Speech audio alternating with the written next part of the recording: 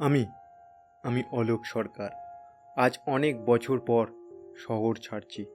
কলকাতার ধোঁয়া ধুলো শব্দ সব যেন পিছনে ফেলে ট্রেনের জানলা দিয়ে বাইরে তাকিয়ে দেখি এখন চোখের সামনে শুধু সবুজ মাঠ, পুকুর, গাছপালা আর দিগন্ত জোড়া আকাশ।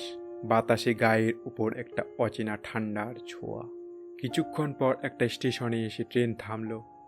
এটা কোনো বড় স্টেশন না, তাই আমি একাই নামলাম।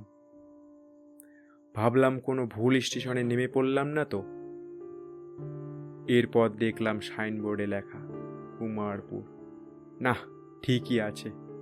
ছোট্ট স্টেশন, চারিদিকে আম গাছ আর নীরবতা। স্টেশনের বাইরে বের হতেই দেখি আমার সামনে এসে দাঁড়ালো আমার বন্ধু বিদেশি কুমার। পুরনো মোটর সাইকেলটা স্টার্ট করে হাসলো। আরে দেখুন তো কে এসেছে। আমরা হাসলাম। তার বাইকে চেপে চড়লাম তার বাড়ির দিকে। পথের দুপাশে হালকা জঙ্গল, বাঁশঝাড় আর ছোট ছোট পুকুর। বাতাসে মাটির গন্ধ। মনে হচ্ছিল শহরের ক্লান্তি গলে যাচ্ছে ধীরে ধীরে। হ্যাঁ, আমি অলোক। কলকাতার ভিড়ভাট্টার শহরে একটা ছোট্ট বিজ্ঞাপন সংস্থায় কাজ করি, ক্রিয়েটিভ ওয়েবস। নাম শুনলে মনে হয় সৃজনশীলতার ঢেউ বইছে, কিন্তু আসলে সেটা একদম শান্ত পুকুর, নিস্তরঙ্গ। প্রতিদিন সকালবেলায় মেট্রো ধরি, অফিসে গিয়ে কম্পিউটার সামনে বসে থাকি।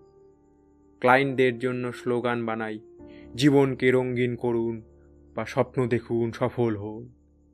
কিন্তু নিজের জীবনটা ধূসর, একঘেয়ে, শূন্য।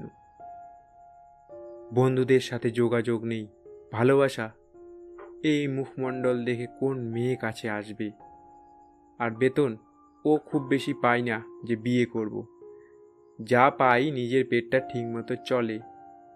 আর ছোটবেলা থেকেই একটু লাজুক প্রকৃতির, তাই আর কারোর সাথে প্রেম করা হয়নি।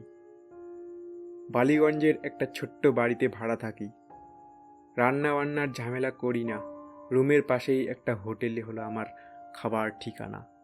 রুমে যতক্ষণ থাকি সোশ্যাল মিডিয়া আর টিভিতে নিউজ দেখা আমার কাজ। দিন চলে যাচ্ছে, কিন্তু বাঁচার উদ্দেশ্য হারিয়ে ফেলেছি আমি। একদিন অফিসে বসের চিৎকার শুনলাম। আমি শুধু হ্যাঁ স্যার বললাম, কিন্তু ভিতরে ভিতরে একটা অচেনা শূন্যতা আমাকে গিলে খাচ্ছিল। ঠিক তক্ষুনি একটা কল আসলো। কলেজের এক বন্ধু, যে এখন এই কুমারপুরেই থাকে। কুমারপুর কোনো পপুলার জায়গা না, বরং বর্ধমান জেলার ছোট্ট একটি গ্রাম।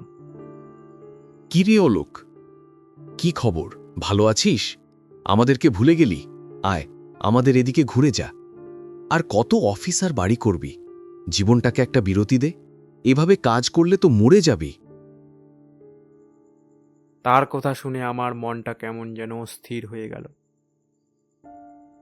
অফিসে আমার তো আর মন বসছে না, তাই ভাবলাম ঘুরে আসি।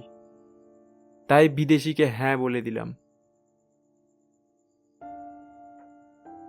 বিদেশি একটা বাড়ির সামনে এসে বাইক থামালো। বিদেশির বাড়িটা সাধারণ গ্রামের বাড়ি, খুব সুন্দর নদীর ধারের বাড়ি।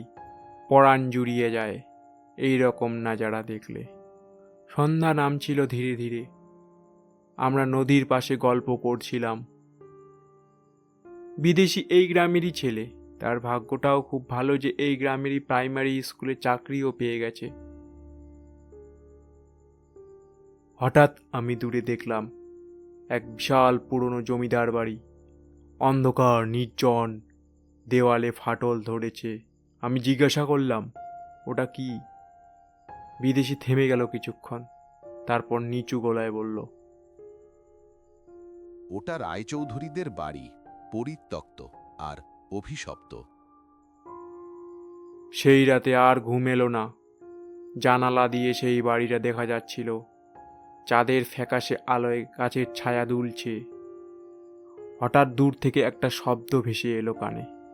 কেউ যেন কাঁদছে, ফুপিয়ে ফুপিয়ে, হালকা কিন্তু স্পষ্ট। আমি উঠে জানলার কাছে গেলাম। বাইরে অন্ধকার। গেটের কাছে কিছু নড়ছে মনে হলো। ছায়া? না, হয়তো কল্পনা। বিছানায় ফিরে এলাম, কিন্তু ঘুম আর এলো না। সারা রাত সেই কান্না কানে বাজতে লাগলো। পরের দিন সকালবেলা বিদেশিকে জিজ্ঞাসা করলাম। সে হালকা হেসে বলল, হ্যাঁ, শোনা যায়। ওখানে কান্নার শব্দ পাওয়া যায়। কেউ যায় না ওখানে। আমি বললাম, চল দেখি। ও সঙ্গে সঙ্গে মানা করে দিল। কিন্তু কৌতূহলটা আমার থামলো না। দুপুরবেলা একা বেরিয়ে পড়লাম। বাড়ির ভিতর ঢুকতেই পরিবেশটা চেঞ্জ হয়ে গেল। দিনের বেলায় মনে হচ্ছিল গভীর রাত। বাতাসে কেমন যেন একটা আষ্টে গন্ধ। গা ছমছম পরিবেশেও আমি দেখলাম দেওয়ালে একটা পুরনো ছবিতে ঝুলছে এক তরুণীর মুখ, ললিতা। চোখ দুটি যেন আমাকেই দেখছে। ঘরের টেবিলে দেখলাম একটা ডায়েরি। ডায়েরির পাতা খুলতেই লেখা, আজ সে এলো না। বাবা বলল তাকে আর দেখতে পারবো না, কিন্তু আমি তাকে ছাড়া বাঁচব না। সে মারা গেছে। বাবা তাকে মেরে ফেলেছে। ঠিক তখনই পায়ের শব্দ পেলাম। আমি পিছনে তাকিয়ে দেখলাম কেউ নেই। বুকের ভেতরটা কেমন যেন ছ্যাত করে উঠল। রুম থেকে তাড়াতাড়ি বারান্দায় বেরিয়ে আসলাম। পিছনে কেউ যেন তাড়া করছে। আমি আর দেরি না করে দৌড়ে পালিয়ে আসলাম। সেই রাতেই বিদেশিকে সব বললাম। সে গম্ভীর মুখ করে বলল, তুই চলে যা অলোক, এখানে মৃত্যু ঘুরে বেড়ায়। তারপর ধীরে ধীরে বলতে শুরু করলো। রায়চৌধুরী ছিলেন নিষ্ঠুর জমিদার। তার মেয়ে ললিতা প্রেমে পড়েছিল অরুণ নামে এক গরিব শিক্ষকের। জমিদার রাগে অরুণকে হত্যা করে, তার দেহ লুকিয়ে রাখে বাড়ির নিচে। ললিতা জানতে পেরে বিষ খেয়ে আত্মহত্যা করে। তারপর থেকেই ও বাড়িতে কান্না শোনা যায়। রাতের অন্ধকারে আমি আবার গেলাম। ডায়েরির সূত্র ধরে পেলাম গোপন দরজার ভেতর একটা কঙ্কাল, অরুণের। হঠাৎ বাতাস বইল, আর অন্ধকারে দেখা দিল ললিতা। সাদা শাড়ি, ভেজা চোখ, ঠোঁটে ফিসফিস করে বলছে, তুমি আমার সত্য জেনেছ, এখন তুমি আমার সাথেই থাকবে। আমি কাঁপা কাঁপা গলায় বললাম, ললিতা, অরুণকে মুক্তি দাও, ওকে শান্তি দাও, তাহলে তুমিও শান্তি পাবে। তার চোখ থেকে জল গড়িয়ে পড়ল। একটা আলো জ্বলে উঠল, আর মুহূর্তের মধ্যে সব মিলিয়ে গেল। দরজা খুলে গেল নিঃশব্দে। পরের দিন আমি গ্রামবাসীদের নিয়ে অরুণের দেহের শেষকৃত্য করলাম। তারপর থেকে আর কান্না শোনা যায়নি। আমি ফিরে এলাম শহর কলকাতায়।